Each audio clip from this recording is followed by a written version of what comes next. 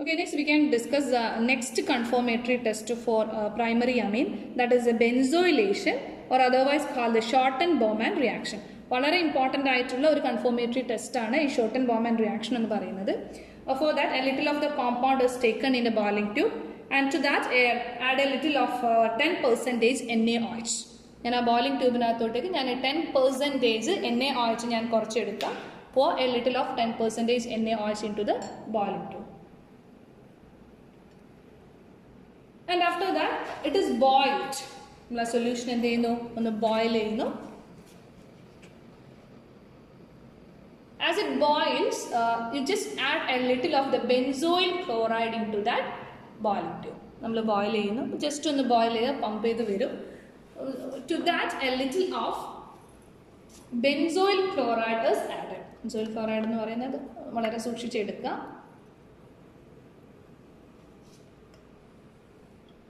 benzoyl chloride add ചെയ്തു. Okay, after that ഇനി നമ്മൾ ശ്രദ്ധിക്കേണ്ട ഒരു കാര്യം, നമുക്ക് കോർക്ക് വെച്ച് ഈ ഒരു ബോയിലിംഗ് ട്യൂബിന് നമ്മൾ എന്ത് ചെയ്യണം, ക്ലോസ് ചെയ്യണം. Two types of corks available ആണ്. Double hole cork and not hole means cork without having a hole. ഇവിടെ രണ്ടും കാണിച്ചിട്ടുണ്ട്. ഈ ഡബിൾ ഹോൾഡ് കോർക്ക് എന്ന് പറയുന്നത് നമ്മൾ നോർമലി ഫിസിക്കൽ കെമിസ്ട്രിയിലാണ് നമ്മൾ യൂസ് ചെയ്യുന്നത്. പക്ഷേ ഇവിടെ നമ്മൾ യൂസ് ചെയ്യുന്നത് ഹോൾ ഇല്ലാത്ത cork. So take that cork which doesn't have a hole and fixed on the boiling tube. And if it fits correctly, remove your holder and shake the solution inside the boiling tube vigorously for 15 minutes. Okay, നന്നായിട്ട് നമ്മൾ shake ചെയ്യുന്നു. Shake vigorously four 15 minutes എന്നാണ്. അപ്പോൾ maximum നമ്മൾ ചെയ്യുന്നതിനനുസരിച്ചിട്ടാണ് നമുക്ക് അവിടെ observation clear ആയിട്ട് കിട്ടുക.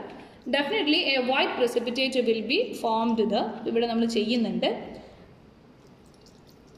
Okay, you can see the white precipitate. The 15 minutes continuous ആയിട്ട് ചെയ്തിട്ടുണ്ടെങ്കിൽ definitely you will get the white precipitate. So I am pointing here.